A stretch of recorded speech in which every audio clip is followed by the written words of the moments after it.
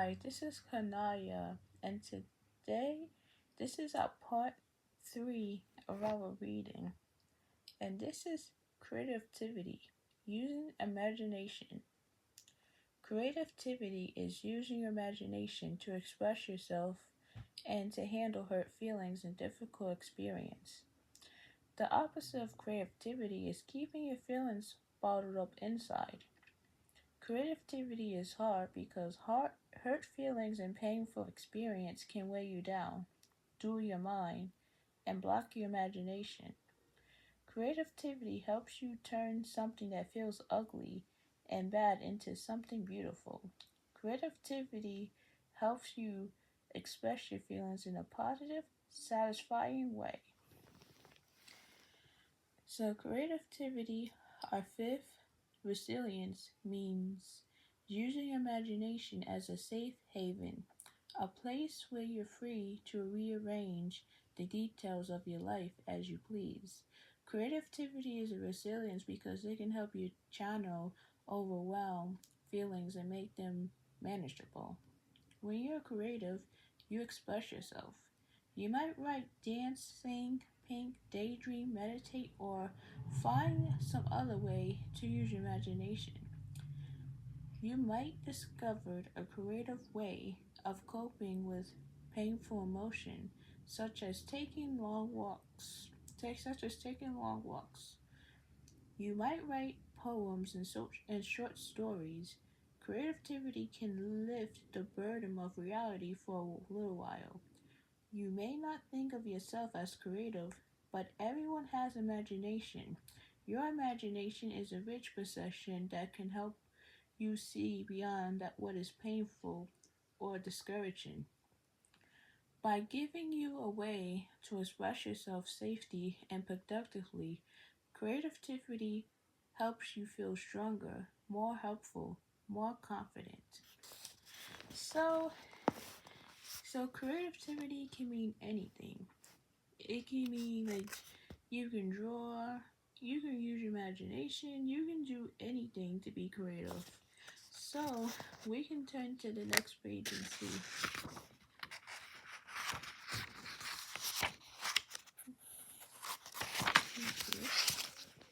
Let's turn the page.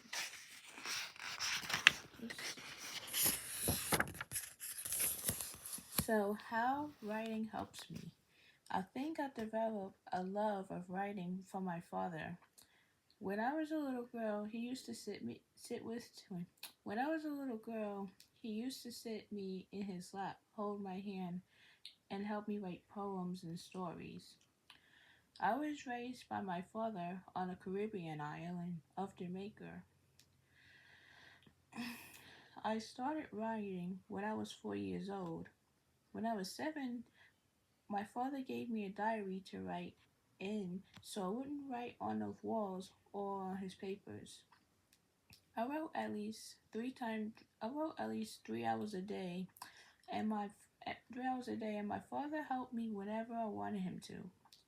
When I was 12, I came to America to live with my mother. By then, I was very good at writing. I wrote short stories about my family, my life, and my friends. I wrote poems about the things I was going through. If I had a bad day or a good day, I would write about what made the day so bad or so good. I remember that whenever I wrote a poem, I would show it to my mother.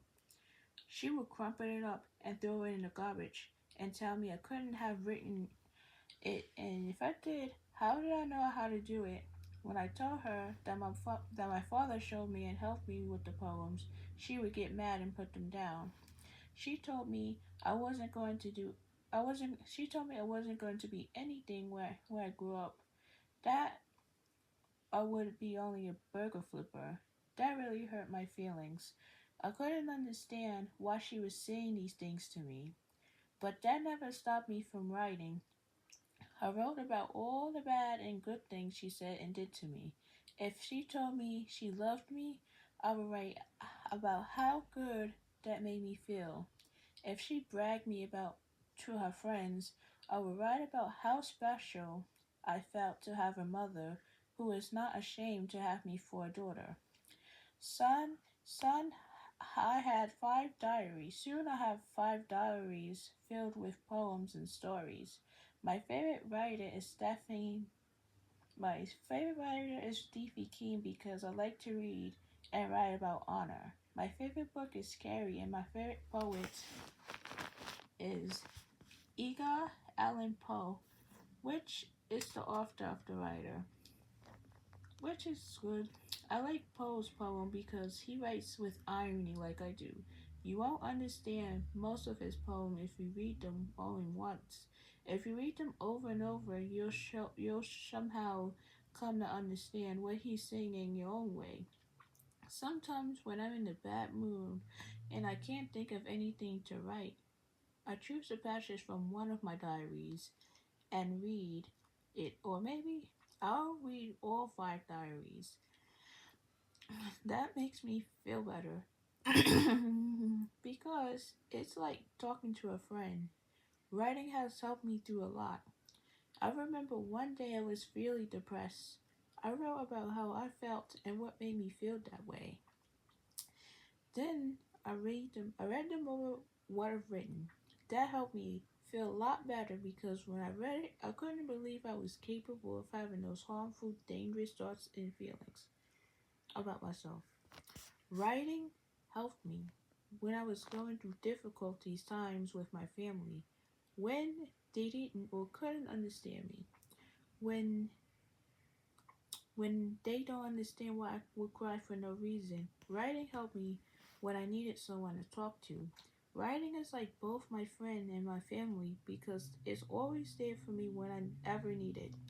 My mother still doesn't believe I can write on my own. She thinks I'm copy she thinks I copy my poems and stories from someone else. My sister thinks I'm crazy because they don't see how writing words on a piece of paper can help me with my problems. But my cousin understands me because she was going through a difficult stage. I made her read one of my poems about the beauty of life. She said it really helped her and made her look at herself in a new way. She was also impressed with my poems. I would like to be a writer. I would like to be a writer someday. When I publish a story or a poem, I will give it to my mother so she can see what she was wrong about me being nothing when I grew up. She'll see I could write on my own, that I didn't copy anyone else's poems or stories. She wouldn't be able to say I'm lying because my name will be right there and on the cover.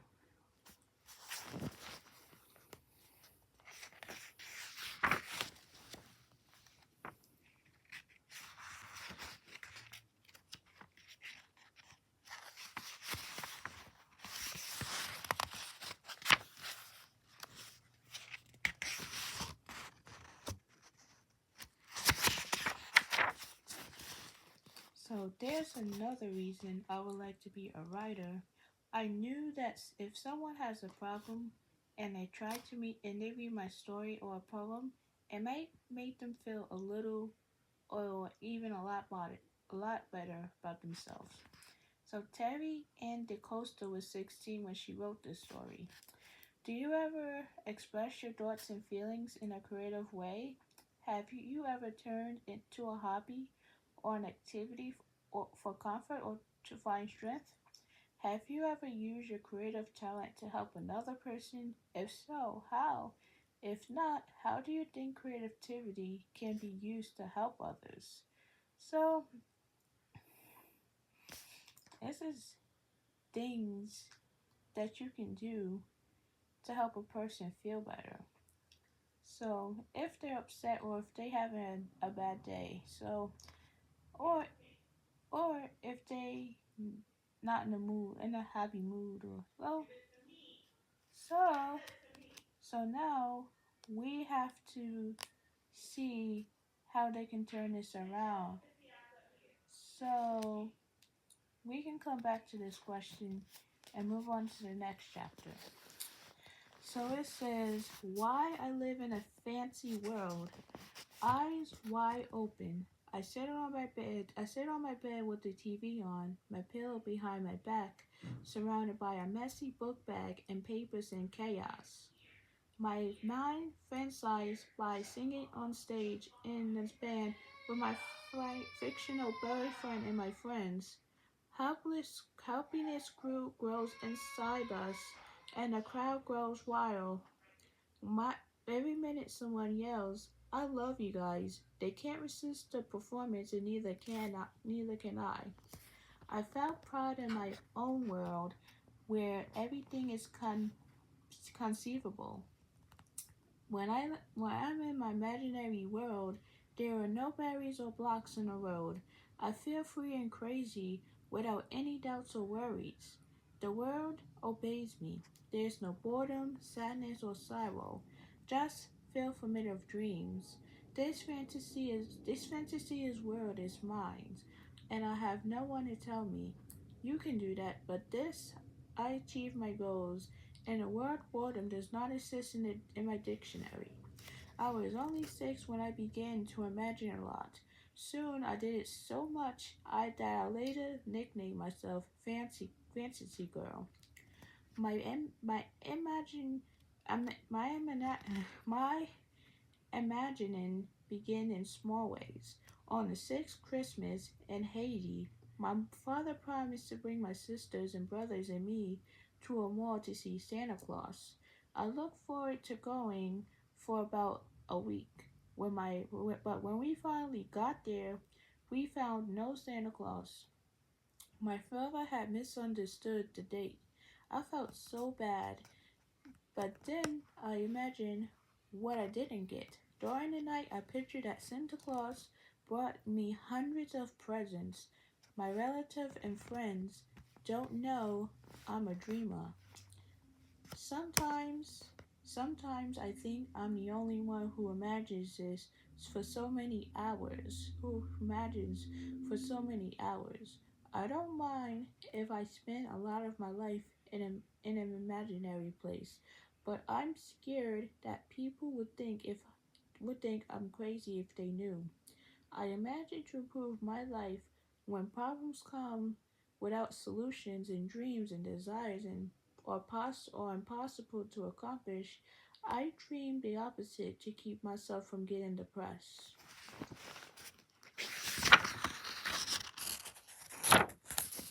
Imaginations also help me get through the chores I dislike and gives me something to do during my moments of boredom. Lots of times I imagine just for amusement and to keep my mind busy. Sometimes as I lean on a subway train's door, instead of looking at people, I fancy my future. In my mind, I'm a healthy, beautiful woman who lives in Florida or in the West Indies. I'm a famous journalist and clothing designer. My children spend a lot of time with me, and I always help them do their homework. I have a wonderful husband and a nice, simple family. I imagine that I make about $30,000 every week, and that I spent half of my money on poor people to give them the chance to be happy. Helping poor people is my dream because I hate pain, either physical or emotional. Knowing that a lot of kids in this world are suffering hurts me. Doing something I dislike, such as washing dishes, always makes me fantasize about my future boyfriend. When I scrub the dirty, half burned pans in the warm water and soapy liquid flow through my fingers, I picture him, the imaginary person I'll love. My boyfriend is very charming and cute, and he loves only me, not for what I look like, but what's inside of me. We shine in each other's life and are the two in one. Often, we sit side by side near the ocean and talk. We study together, play jokes on each other, and play all the time. I don't know his name, but I'm sure we like two little kids, knowing only good and sharing a love too perfect and strong to be defined. Sometimes strong to be defined. Sometimes my imaginary is pure fantasy, but in other ways, it helps me in real life. Imagining imagining situations gets me ready to comfort the people I don't enjoy talking to. For an for instance, I live with my aunts, and I know they'll have lots of questions whenever I ask to do anything late at night. To prepare myself to talk to them, I imagined a short conversation between us. Once I wanted to go to school festival one night. I was worried my aunt wouldn't let me go. That's I'm going. Let's see. I'm going to my school festival. I imagine myself saying, "Of course you have to go. What time does it start?" She said in my head. Fortunately, that time she really did give me. She really did give me permission without asking lots of questions. People really know that my body is in this world, well, while my mind is elsewhere. But what I caught imagining, it seems as if people believe I have a mental disorder by the way they stare at me. After school one day, I was heading to the subway station and imagined my older brother chasing after me for being sassy. I made gestures as I visualized the sense. Suddenly, a staff member from my school stopped me. "Why are you talking to yourself?" he said. "How do you know?" "I was talking to myself," I said. "I can see that," he answered. To my great relief, he changed the subject. Another time, another time, I was going to Boston on the bus. I imagined how I would. I imagined I was lost. I imagined I was lost in a castle. In my mind, I climbed hundreds of stairs as I admired the walls full of pictures of a royal family. I walked in the castle for 3 hours and still hasn't found anyone. Tired, I threw. I threw. Um, Tired. I thought there were no end to the stairs.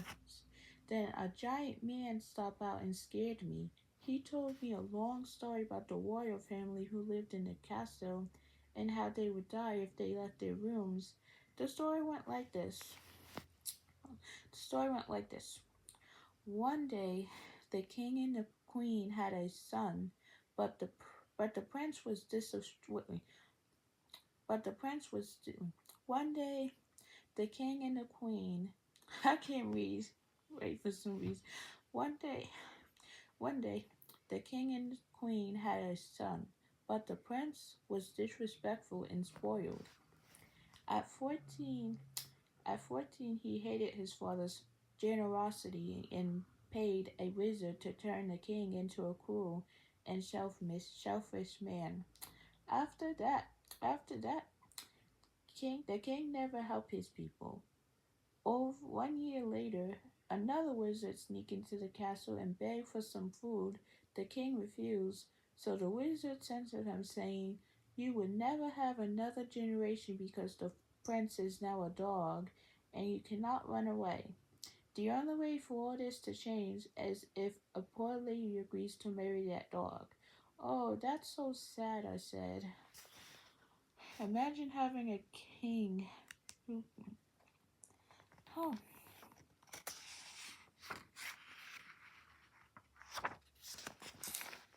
please, beautiful lady, you have to marry the dog and teach it to love. "Yes, I will marry the dog," I said. I opened my eyes with the man's voice in my thoughts and started laughing about marrying a dog. My chest went up and down and I couldn't stop. The man sitting next the man sitting next to me on the bus said, What's wrong with you, girl?" "I'm trying to sleep." I ignored the man and tried to stop laughing, but that was impossible, so I went to finish in the restroom.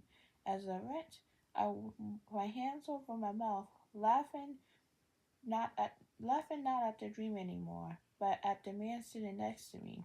Some people stared at me. Living in an imaginary world sometimes causes bad results in the real world.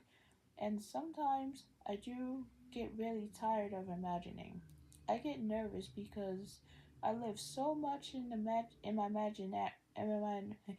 imagination, dreaming of things that can't be realities. But overall, imaginations had more good than bad effects on me. Being a fantasy girl helped me live my dreams instead of dwelling on what I don't have.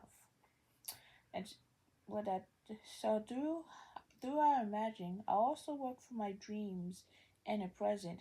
It's good to imagine your goals so you have a picture of them and can believe in yourself.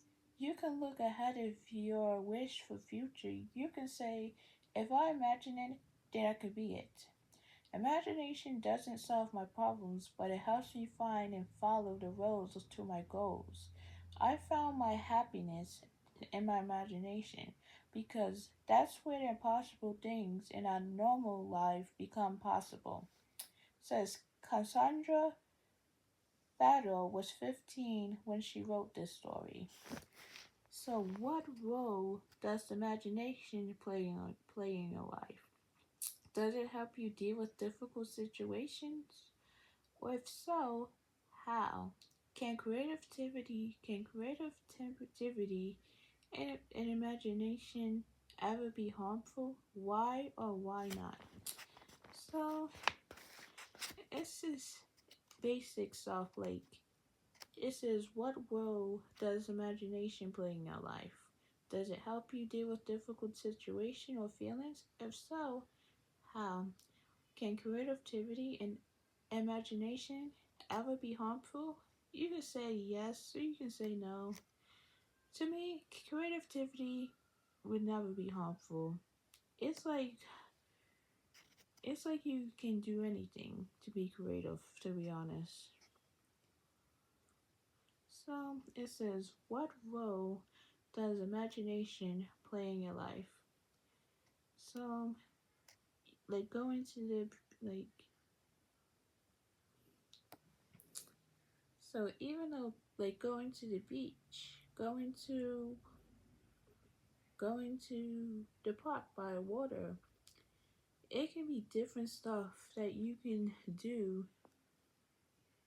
So so even though does it help you deal with difficult situations or if so, how? If so, how? So it can be anything. You can dream of your favorite place to go. That could work possibility. So now we can go to Walking Out of the Anger by Tamara Bolyard. As a teenager, I am entitled to my moods. However, my moods can be stressful. As a teenager, I am entitled to my moods. However, my moods can become stressful at times, especially when I don't know what causes them to change. My mood swings so my swing my mood swings are predictable but not controllable. I can extremely I can be extremely energetic and hyper for about an hour, then be totally sad and down for the next 3 days or so. There are days when I'm calm, but those days don't come along too often. On the days when I'm really moody, I don't. So moody means when you feel upset or when you feel down. That's what moody means. I don't like to be around people. If I have to talk to people, I will for no apparent reason. Snap out of it. Snap out at them. I snap out at everybody, teachers, other adults, and peers. Snap out means when you yell and you scream. When you scream. I'm truly naughty around this time. If I'm moody on a day I have school, most likely I will cut and go to the most relaxing and quiet place I know that opens early in the morning. That's right, readers. I take a 1 hour and 45-minute ride to my highway, Coney Island. So it may be hard to believe, but Coney Island is actually peaceful. I sit there and watch the birds fly. The waves roll on, that's good. The people run along the boardwalk for exercise. If I get there early enough, I can watch the tide go from high to low. It's amazing how the large rocks appeared from the tide going low. Coney Island helps me think clearly. It's the only place where I can think without someone calling my name every 5 minutes. At Coney Island, there are no phones ringing, no teachers screaming, no kids crying. The list goes on. On weekends, when I don't feel like going, on weekends when I don't feel like getting out of bed, I'll sometimes try to sleep off my attitude. So, I'll sometimes try to sleep my attitude off. But at home, there always something that disrupts my sleep. That's when I'll take a walk. I'm not talking about a walk around the block neither. I'm talking about walking from one part of the city to another. One particular day, I hadn't planned on walking. My friend Anthony had invited me to hang out since I had nothing better to do. I said yeah, but when I arrived, he wasn't there. I found out later that his job had called him at the last moment. I wasn't in the mood to return home so early, and there was some personal stuff I wanted to think about, some anger I need to get it, some anger I needed to get out of my system. I recently had an argument with someone over stupid stuff.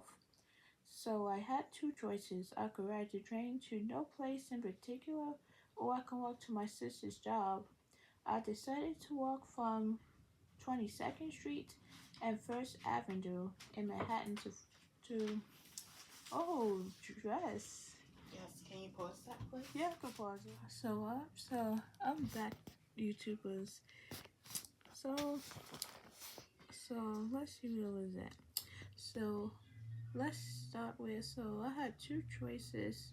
I could ride the train to no place in particular, or I could walk to my sister's job. I decided to walk from 22nd Street and First Avenue in Manhattan to 92nd Street in Lexington Avenue. I walked 70 whole blocks, not including the blocks to get from the First Avenue to Lexington. From all that walking, I from all that walking, like from all that walking, I was calm by the time I reached my sister's job. Did I mention that if I hadn't been so dark, when I got there?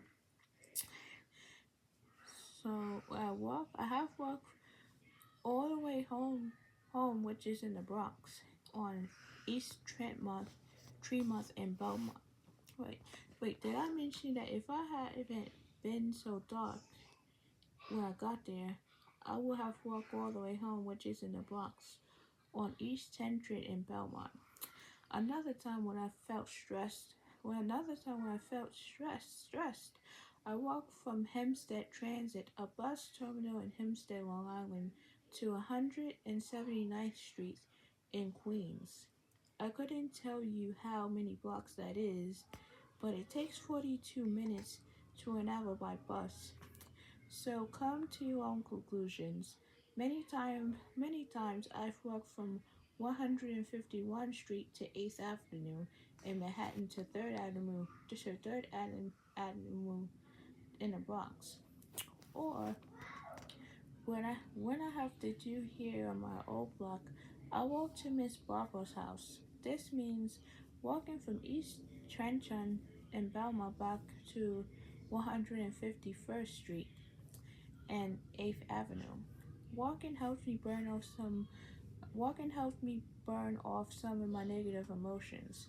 It takes that adrenaline rush to hate and fight and does something good with it. Walking also helps clear off my head. I walk until I can't walk anymore.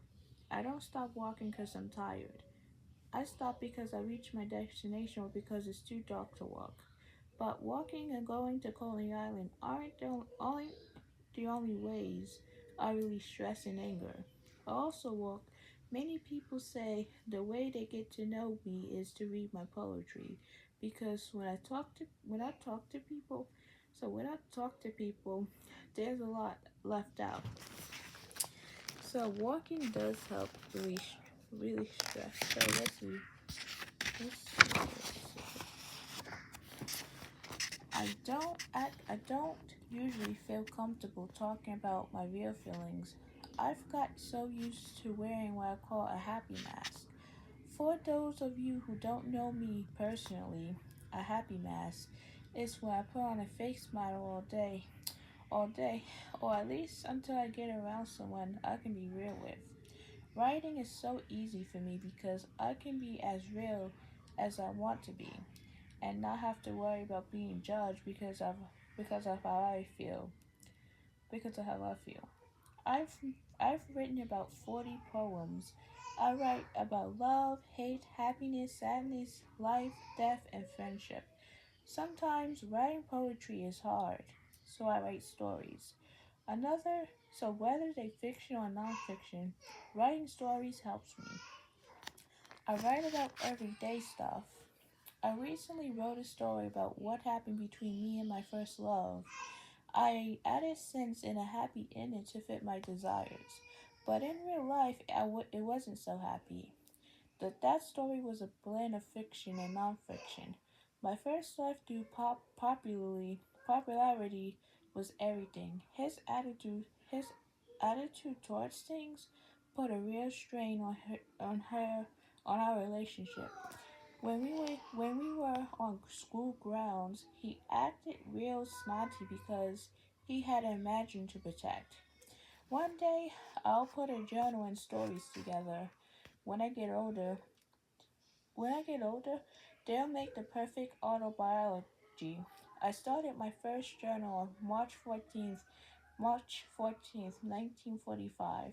It's fun to look at my old journal and see how I've matured. Relieving stress is something I must do to stay centered. Writing and walking are two things that help me, but Calling Island has proved to be the for me.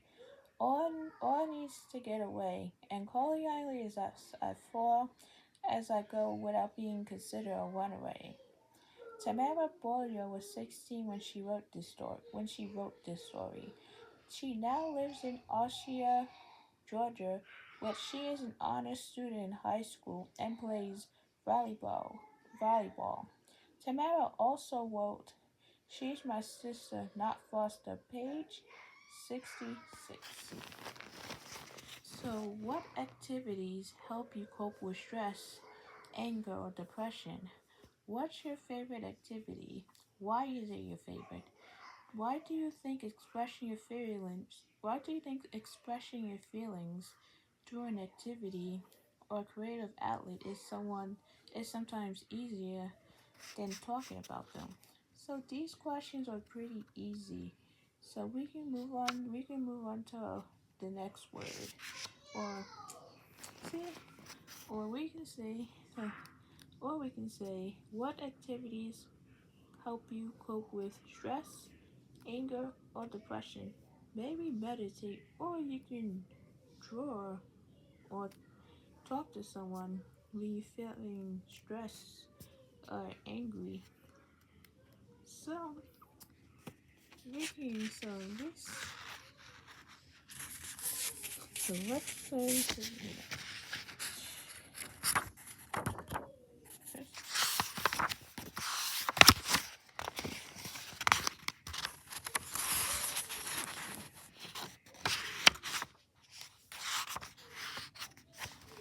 it says humor, finding what's funny. Humor is finding what's funny even when you're sad or in pain. The opposite of humor is taking yourself in a situation too seriously. Humor is hard because pressures can blot out the lighter side of life. Humor helps you put pain in perspective. Humor helps you laugh and let others laugh with you. Humor, humor or six resilience allows you to find what's funny and what seems sad, tragic, stressful, or just embarrassing. Instead of taking yourself and your situation too seriously, you use humor to see the lighter side. Humor, laughter is a res- Humor, laughter is a resilience because it's a wonderful way to release tension and to relieve pain or embarrassment. There may be times when you don't see any humor in your situation. This that really seems too grim, boring, and or stressful. But like creativity, humor lets you find a positive way to respond to difficult situations. Humor gives you a healthy perspective on your life and lets you see beyond what's happening right now. As you see in the following stories, a sense of humor is a precious gift. Let's see what this says. So, my hair is blue, but I'm not a freak. My whole life, in all 192 months, I've been teased about the size of my head. When I was in elementary school, a group of kids would march around me in the schoolyard during lunch singing big head and little body over and over again. That's kind of like bullying. When you make a song about someone that that's not intentionally not nice and not really not nice and stuff. So so a group of kids would march around me. So marching around someone means you you pick on them. Marching around someone means you bully them or you sing around someone. Oh, big hair, little body, over and over again. So now, but body over and over again. Now that I'm in high school, the teasing still goes on. Sometimes people call me a cartoon character with names like Bonks Adventure, Widget the Word Watcher, or the Brain from Antematics. It's not my fault that I have a so-called big head. I see nothing wrong with the size of it. I try to flush these things out of my system, but they always come back. To stop the name calling, I thought I wear my hat in school, but the sexiest teachers told me to take it off or else they would suspend me. They are sexiest because they let girls, not guys, wear hats in school. That's a that's a rule. That's a rule in school. So if I couldn't wear a hat, I decided I would get back at the teachers and at the kids who teased me in a way they never forget. I would hit them where it hurts the most in their eye. I decided to dye my hair platinum white. The horror. I hope to distract people from making fun of my head and send all the attention to my hair. When I told someone I knew about my hair dyeing plans, she thought I was crazy. I was not only going to dye my hair, but also get a perm to make my hair straight and a blowout to make it puffy, all in one weekend. She said I would end up having bald spots, my head would be burning, etc. So instead, I asked her to do the dyeing for me. She was hesitant at first, but finally, finally she said okay. So I went to a drugstore with my friend to find the hair coloring. We looked all around the store but couldn't find a color to my liking. Then we saw this hair color matching system. It's like a computer that helps you find the right coloring product. But the machine wasn't much help. But it had a toll-free number to call. I called and told the hair specialist what shade was looking for. She told me to buy the Always Been Blonde Hair Lighter Kit. She said to buy two kits so my hair would come out a pale blonde, like the inside of a banana. So I took her advice, although I wanted my hair even whiter than that. It took about 3 or 4 days of running from store to store to find a kit. It cost $10 in change, but I didn't care. Too bad I only had enough for one kit. What do you expect with this penny per hour job of mine? As I was going home, my heart started beating faster and faster. I knew the next day my life would change. That night I called all my friends, both of them, and told them I was going to dye my hair. They cheered me and gave me more confidence. The next evening, my friend mixed the solution together and put it in my hair. As soon as I felt the stuff on my scalp, I got mad nervous. My friend kept saying, "Keep your eyes closed." The stuff started tingling and burning. I got more and more nervous. It felt like my hair was falling out, but a friend assured me it wasn't. 10 minutes later, she wiped my face and told me to open my eyes, but I was scared. She told me to calm down, open my eyes, so I finally did. She told me my hair was already changing color to go look in the mirror. To my surprise, she was right. It was turning brass brown. I wanted white. I was supposed to leave the stuff in for 2 hours, but I kept it in for three. I would have left it in longer, but everyone told me, take it out before your hair falls out.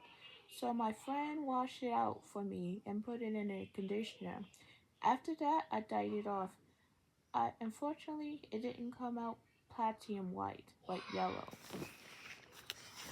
So she did this so the kids at school wouldn't pick on her. But but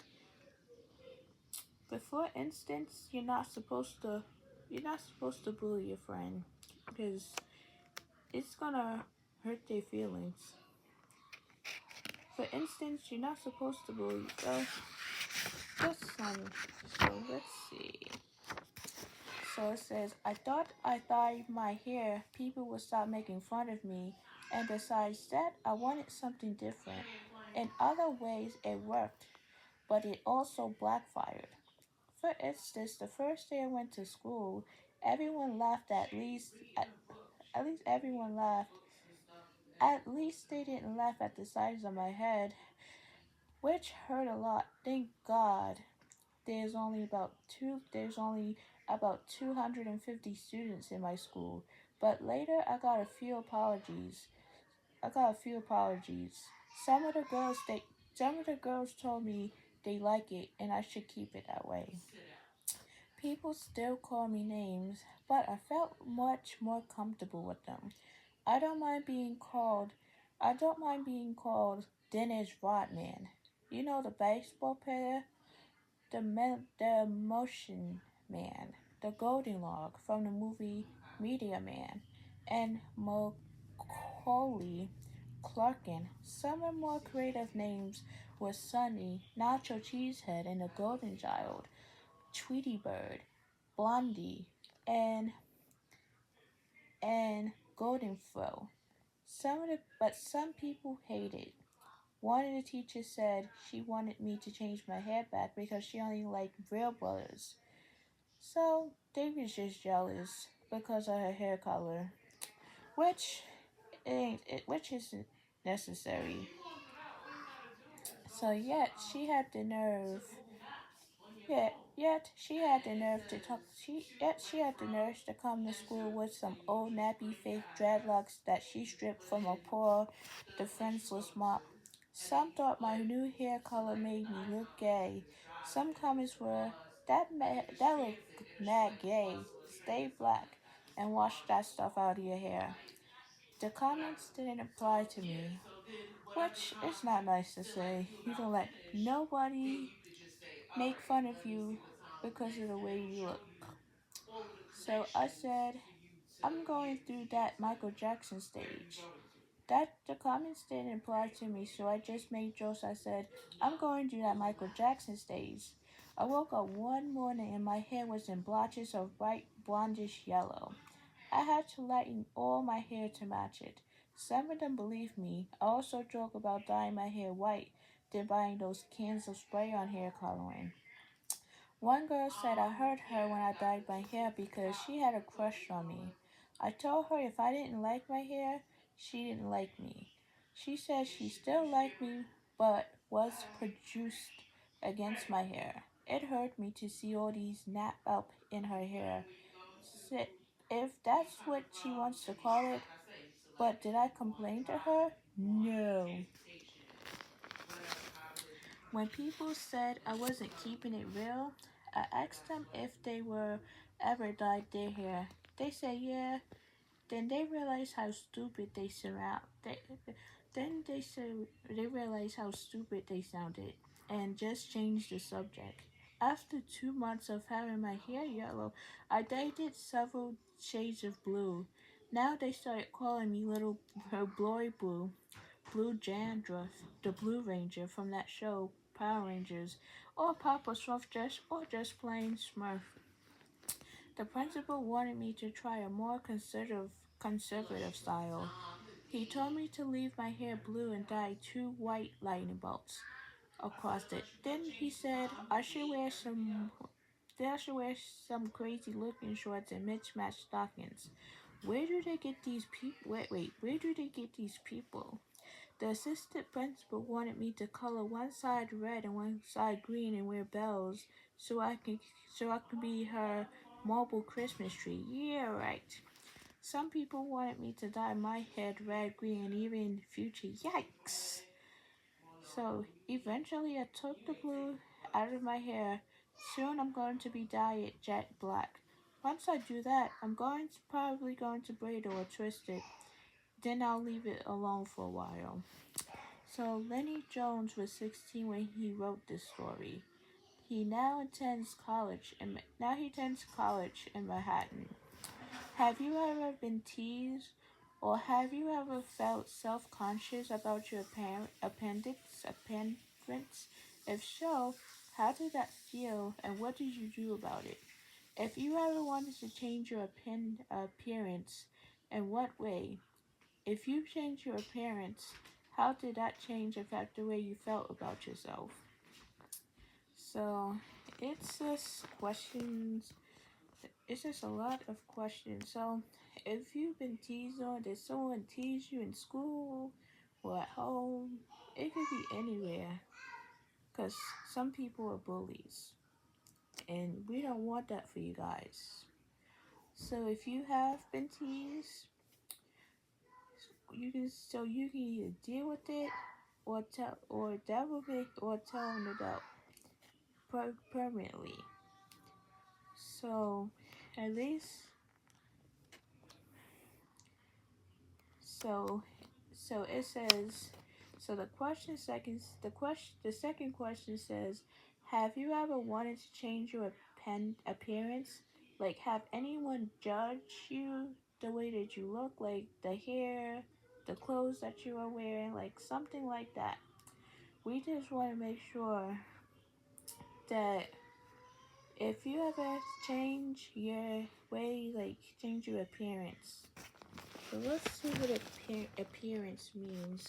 Because many of you might not know what appearance means. So let's see.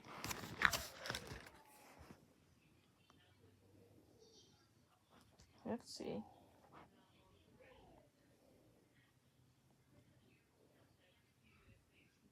Appearance.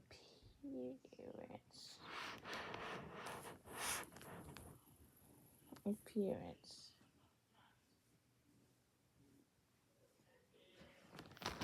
So appearance is the way that someone or something looks.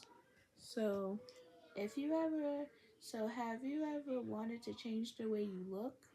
In what way, or if you change the way you look? So even though let's see. So even though if you had to change the way you look, what how did that change affect the way you look? let's just say, if you had to change your hair, like if you had to change yourself, like it could be clothes, it can be your hair. Let's say if someone picks on you because the way your hair looks, and they was jealous because of the way you look, or let's say let's say you change the way you look, and they were just jealous. They were just jealous because the way you look, and you had to change yourself. So some of them they can be jealous because that point is so after you so now once they stop picking on you, it's a wrap. That means it's over. So let's go to the next page.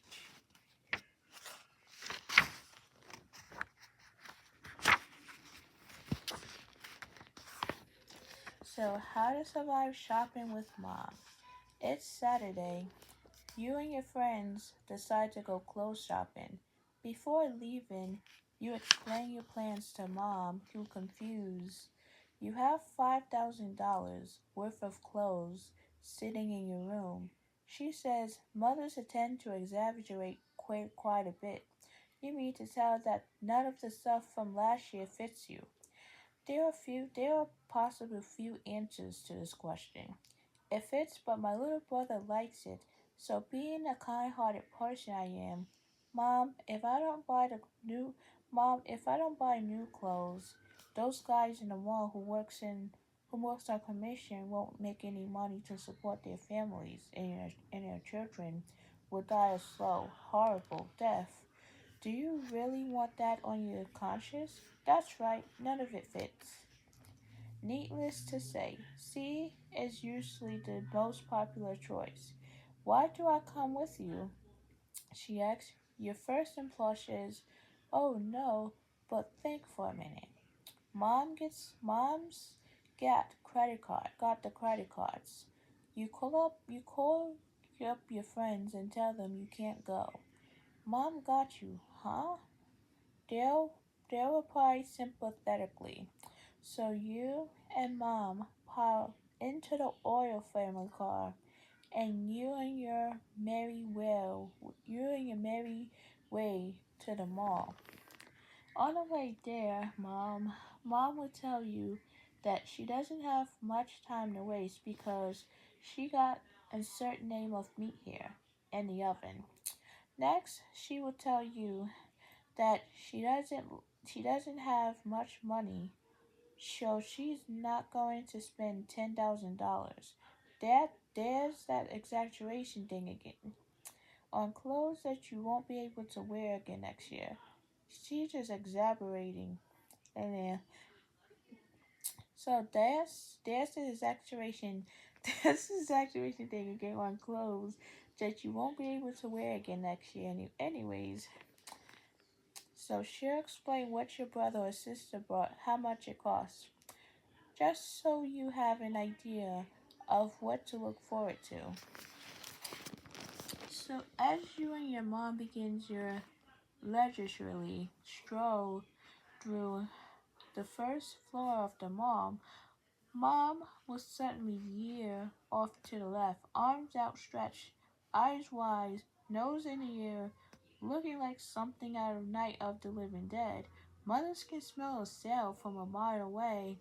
There's no scientific explanation for this. It just happens. Follow her. You have no choice. Remember who's got the money. Mom was stopping to explain. That's your aunt's friend. Cousin has a roommate who has a brother who thinks this store is the greatest thing since sliced bread. Whatever that means. Without walking for a response, she head towards the rack marked 50% off. After you found fault with every item Mom picks out, you explain that since you went to her store, now she can go to yours. If nothing else, mothers are fair. Pick the most. I don't think this is true. Like, some mothers can't be fair. But anything else, if nothing else, mothers are fair. pick the most expensive store in the mall and lead the way. Once you get there, Mom will go off in her own direction as usual. You'll pick out several items that she's approved of, except for one shirt, which she complains about anyway. $20 for a shirt, she said. You don't think it was made of gold? She may tell you that she saw the same item another store for half price. There's no way out of this one, so don't even try it. Yeah, don't try it. After circling the mall a few times with several stops along the way, Mom will decide to head for one final store, a favorite among women, the last resort among men, the mother of all department stores, Macy's. Mom will immediately head to the boys' department. One of the other major problems with mothers is they forget that although they do give birth to a baby, it usually doesn't stay that small. Set her straight. Explain that you belong in the men's department. Has teen, uh, Although I think Macy's has a teen department for those of us who haven't got a clue what size we wear. This will make her nostalgic, and she'll tell you how big her baby is getting. You know the deal.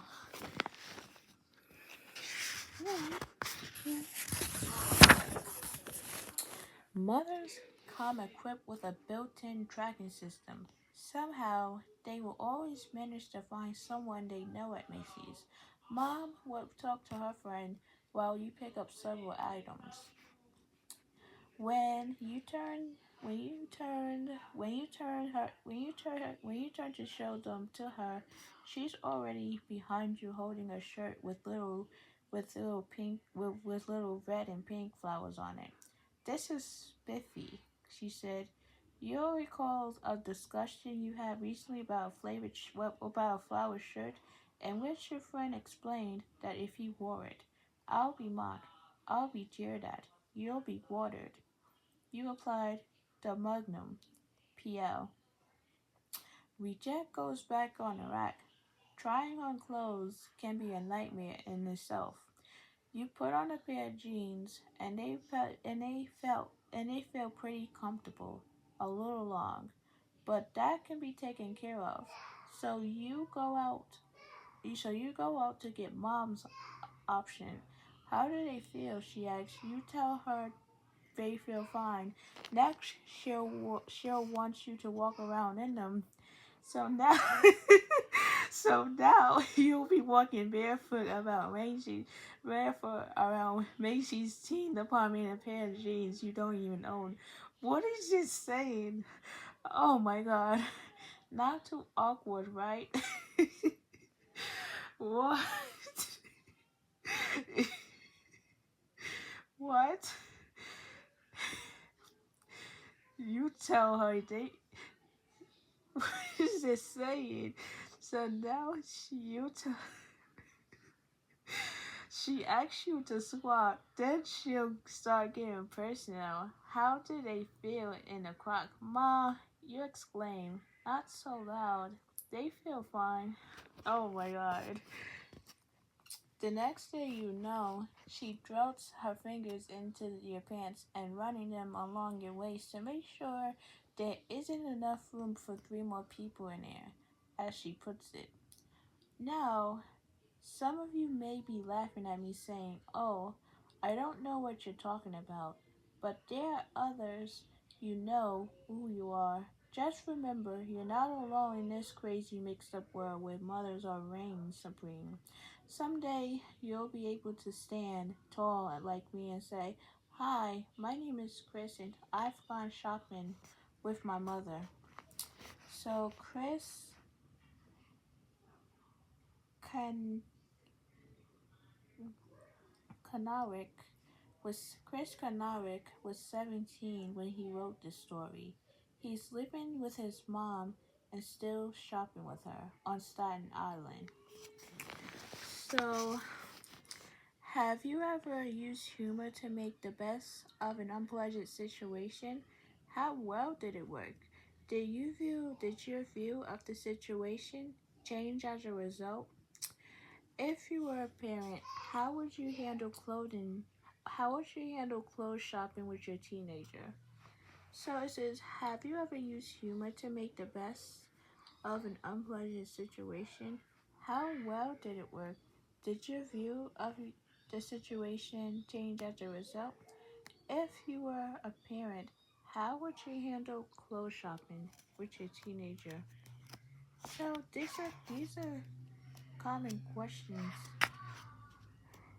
So let's see. So so at least the last word of the day, I'll read this tomorrow. I hope you enjoyed this video. Thank you guys for watching.